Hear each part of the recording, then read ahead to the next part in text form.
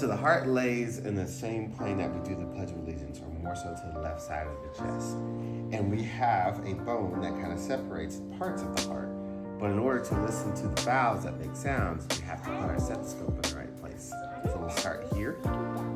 It's going to be the aortic valve, and then the pulmonic valve. Good. And then we're going to have the tricuspid valve.